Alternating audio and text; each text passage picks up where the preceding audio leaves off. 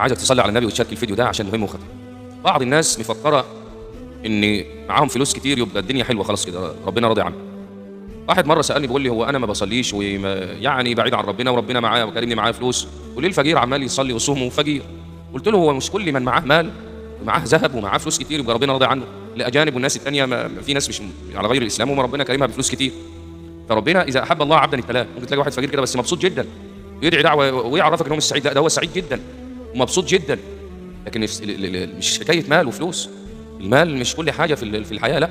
ممكن تلاقي عنده مال ومحروم من الذريه او محروم من مثلا اكل معين، لكن الفقير ممكن ياكل اي حاجه جرجش الزلط زي ما بيقولوا، مبسوط جدا والله وراضي، لكن ده كان مش راضي. فالدنيا كلها اختبار. ممكن يكون المال اللي معاك ده اختبار من ربنا عز وجل، شوفك هتوديه فين وتعمل بيه ايه وتصرف بيه وتنفق بيه ولا لا. مش تعينه او ان انا كده ربنا راضي عني، لا. اذا حب الله عبدا ابتلاه. مش هنقول اكتر من كده في نهايه الفيديو. صلي على سيدنا النبي واشكر ربنا على النعم اللي عندك حتى لو ما فيش فلوس او يوم بيومك. الحمد لله.